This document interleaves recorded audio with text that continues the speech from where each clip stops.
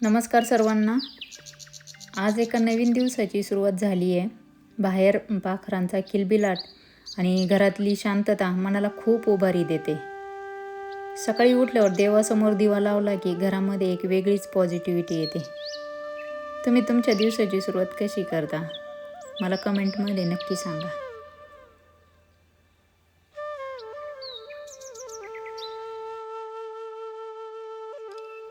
नमस्कार मंडळी, मी नीतू, सिम्पली नीतू या व्हिडिओ चॅनलमध्ये तुम्हा सर्वांचं स्वागत आहे. आज मी माझं रुटीन शेअर करणार आहे आणि त्याबरोबरच तुम्हाला छान छान टिप्स देणार आहे. तर शेवटपर्यंत व्हिडिओ नक्की पहा. सकाळी उठल्यावर मी गरम पाण्याने सुरुवात करत असते. गरम पाणी पित असते आणि मग एकदा कामाला सुरुवात होते. आता स्वयंपाकघरात आहे ना, सगळ्यात जास्त गडबड चालती नाश्ता आणि डब्याची. आणि जे रात्री भांडे घासून ठेवले होते ते माझं ट्रॉलीमध्ये लावायचं काम चालले.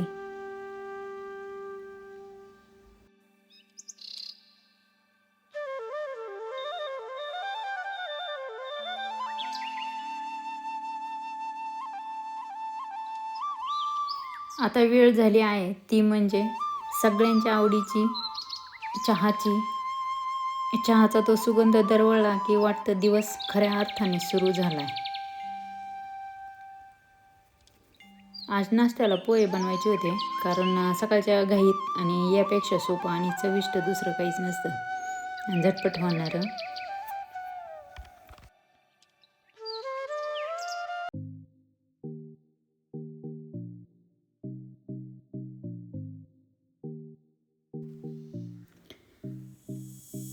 पोहे करताना मी एक छोटी टिप वापरली. पोहे भिजवताना त्यात थोडीशी साखर आणि लिंबू पिळलं ना, यामुळं पोहे खूप मऊ होतात बरं का, कडक होत नाही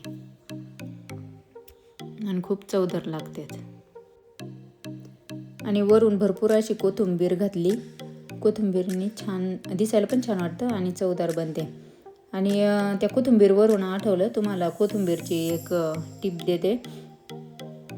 बाजारातून आणलेली कोथिंबीर जास्त काळ ताजी ठेवायची असेल ना, तर ती निवडून वर्तमानपत्रात किंवा टिश्यू पेपरमध्ये गुंडाळून स्टीलच्या डब्यात फ्रीजमध्ये ठेवायची. ती आहे ना 10-12 दिवस अगदी टवटवीत राहते. आता मी आहे ना हा फ्रीजमध्येच ठेवलेला होता डबा, तुम्हाला दाखवण्यासाठी काढला. आणि मी असा टिश्यू पेपरमध्ये आहे ना त्याला गुंडाळून डब्यामध्ये ठेवला होता. तर कोथिंबीर आहे ना बाजारात गेलं तरच भेटते आणि नंतर मग भेटत नाही. आणि कोणत्या पण भाजीत कोथिंबीर टाकली ना तरच छान वाटते आणि दिसती पण चांगली.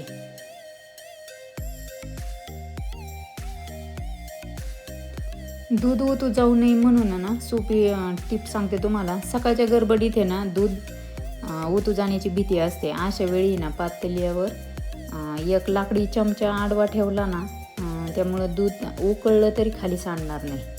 आता माझ्याकडे चमचा नव्हता म्हणून लाटणं ठेवले.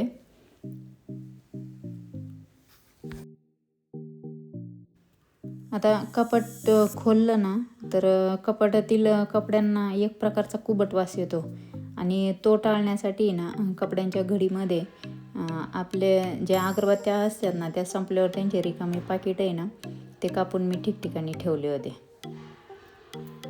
नाहीतर मग आहे ना दुसरा एक उपाय केला होता मी. आणि कापूस घेतला होता आणि त्या कापसावर मी अत्तराचा फवारा मारला आणि ते 2 ठिकाणी ठेवलं. नाहीतर मग आहे ना त्याच्याऐवजी ना लिंबाचा तुकडा पण ठेवू शकतो, डाबर गोळी. नाहीतर मग साधन सोपं अगरबत्तीचे रिकामे पाकिट किंवा अगरबत्त्या पण तशा ठेवू शकतात, पण साईडला, कपड्यावर नाही, कपड्यावर डाग पडतात त्याचे. तर असं कपाट उघडताच आहे ना खूप प्रसन्न वाटतं, मग असं कुबट वास येत नाही. आणि ही ना बिना खर्चाची जे आपल्या रोजच्या वापरात असतात ना त्याच्यावरच चांगला उपाय आहे हा. घर म्हटलं की काम तर कधीच संपत नाही, पण जर आपण वेळेचं नियोजन केलं तर ही कामं आहे ना ओझं वाटत नाही. आता दुपारच्या जेवणाची तयारी चालली माझी.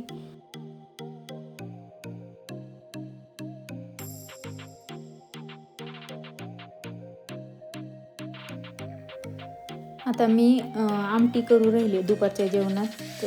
यात तुम्हाला मी एक टिप सांगते. आमटीचं वाटण करताना आहे ना सुकं खोबरं चांगलं काळपट होईपर्यंत भाजायचं आणि त्यात थोडी खसखस टाकल्यास आहे ना आमटीला खूप छान सुगंध आणि दाटपणा येतो.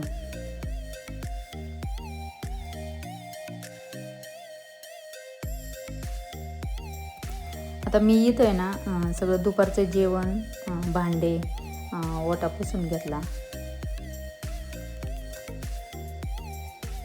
म्हणजे सगळं काम करून घेतलं आणि सगळी आवराआवर झाली की दुपारची थोडीशी विश्रांती म्हणून आपल्याला पाहिजेच. कारण आपण सगळ्यांची काळजी घेतो, पण स्वतःसाठी 10 मिनिटं काढणं ही तितकंच महत्त्वाचं आहे बरं का. कधी एखादं छान पुस्तक किंवा नुसतंच शांत एकांत हा वेळ पण कसं होतं मग पुढच्या कामाला पण चांगली ऊर्जा देतो. मग परत हे झालं का मग परत संध्याकाळची गडबड राहते. त्यासाठी मी थोडा वेळ स्वतःसाठी ह्या दुपारच्या वेळेत करत असते.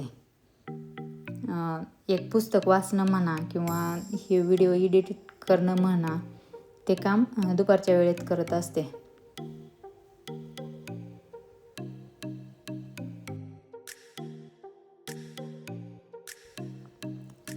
आज मी घर आवरताना स्पीडमध्ये केला आहे व्हिडिओ. जे दाखवते ते एकदम स्पीडमध्ये लावलं आहे, कारण तुमचं काम किती डोंगरा एवढं असलं ना तरी ते वेगाने पूर्ण होताना बघायला खूप मजा येते नाही का. खूप छान वाटतं की नाही. एवढं स्पीड पाहिजे आपल्या कामाला, पण त्याला खूप वेळ लागतो. पण सगळं काम उरकून सगळं स्वच्छ झालं ना किचन, तेव्हा पण मन एकदम प्रसन्न वाटतं बरं का आणि फ्रेश वाटतं. आणि तेव्हाच आपण पण आहे ना दुपारची विश्रांती घेऊ शकतो. नाहीतर ते सगळं डोळ्यासमोरच काम दिसतं. असं सगळं साफसुथरं करून मग आपण थोडीशी विश्रांती घेऊ शकतो.